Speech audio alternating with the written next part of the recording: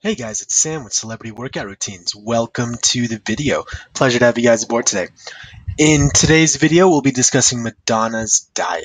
And before we get into that, just want to make a quick note. If you guys do enjoy the video, really appreciate it if you could give the video a like or subscribe to my channel. It just gives me some feedback on what type of videos to make in the future. All right, let's get into it. All right, so the best type of diet to get this type of physique is going to be a low carb diet, since the goal here is to go for slender yet toned. You're going to want to restrict calories, carbs, all these unwanted sugars and processed foods while also having a high protein diet so that while you are trying to lose weight and get that slender look, you're going to be maintaining your muscle mass. And that's best achieved with a low carb diet. Essentially, when you restrict carbohydrates, for a extended period of time, your body starts to use different metabolic pathways in order to burn fat and use for energy. So, low carb diets are hard. So I'd say the best way to start is by doing a cyclical diet, cyclical carb diet.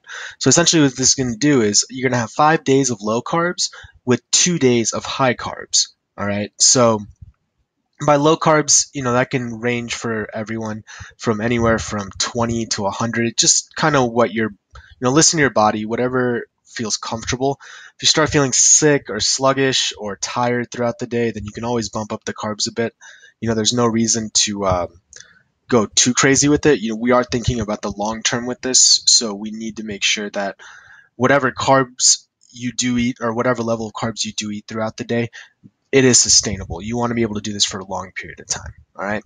So cycle the carbs and make sure that on your low carb days, you're eating a high protein diet. What this is going to do is, due to your strength training and your cardio, you're going to want to maintain your muscle mass. Getting to a low body fat percentage and not having any of that muscle foundation underneath, it's not going to be the look you're going for. So make sure that you are strength training, you have a high protein diet, and that's going to make sure that once you do get to those lower body fat percentages, that your arms, your muscles are showing through, and it's going to give you that toned look. So the three main takeaways for the diet here are keep calories below maintenance, and that's going to essentially, have 500 calories below maintenance is going to be the goal. That's about 1 pound of weight loss per week, and that's a very sustainable and healthy goal. We'll get into this a little bit later, but you don't want to starve yourself or go on crash diets. Essentially what happens with crash dieting is you might see weight loss for 2 weeks, but then as soon as you stop that crash diet, you're going to rebound really hard. It's going to come back and you're going to gain all that weight back, and it's not going to be sustainable. And you got to think about the long term, the 6, 7, 8 months from now. That's when you want to be continue to see improvements at that time frame. So think about the long term, just keep it consistent, and make sure that you are losing an appropriate amount of weight each week.